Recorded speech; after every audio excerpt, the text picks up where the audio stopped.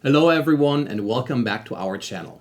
Let's explore some key statistical concepts using this descriptive statistics table as our guide. In fact, you will often find this type of table in research papers. So what exactly do the mean, standard deviation, correlations, and p-value tell us, and why are they crucial in understanding our data?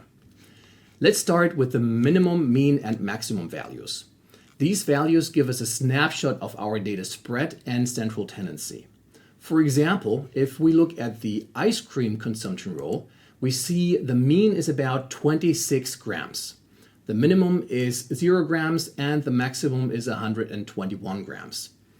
This tells us that on average, people consume around 26 grams of ice cream, but it also shows us that the consumption can vary widely from 0 grams to as high as 121 grams. Next up is the standard deviation, which is closely linked to that idea. Think of it as a measure of how spread out our data points are from the mean. For instance, in the temperature row, we have a mean of approximately 19.8 degrees Celsius and a standard deviation of about 11.7. This indicates that temperatures can vary quite a bit around that average. Some days might be much hotter or colder than others. You will also notice that in some papers, the standard deviation for binary variables, in our case, city, park, and train station, are omitted from the table because they have no real meaningful interpretation. Now let's talk about correlations. Correlations show us how two variables are related to each other and to what extent.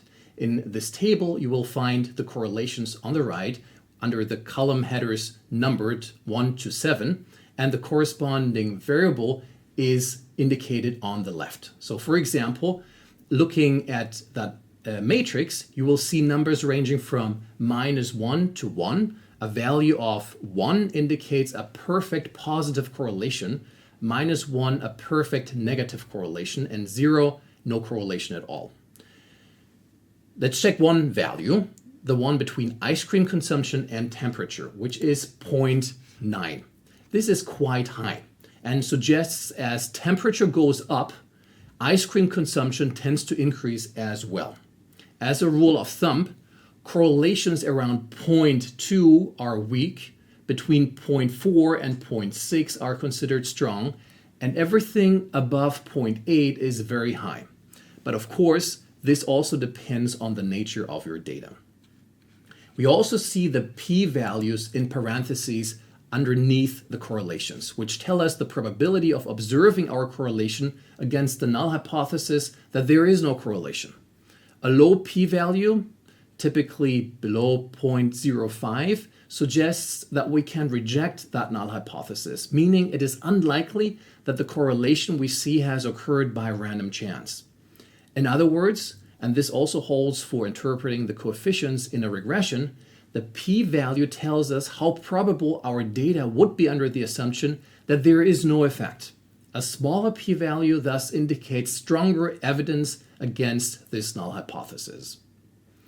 But bear in mind that the p-value is affected by the sample size. A larger sample size tends to lead to smaller p-values, even if the effect size or correlation is small.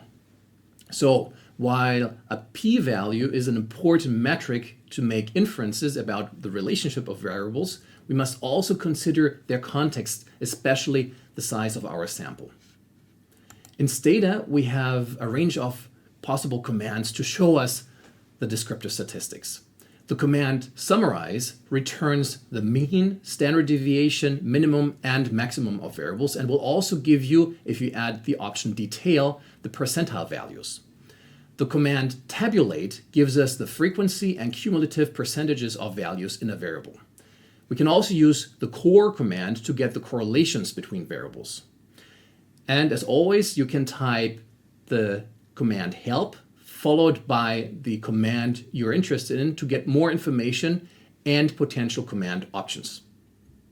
To sum up, the statistical measures we just discussed help us understand our data better. They give us insights into their distribution, variability, relationship between variables, and the significance of our findings. These are all essential for making informed decisions and drawing meaningful inferences. Thanks for tuning in. Don't forget to like, share, and subscribe for more statistical insights. Until next time.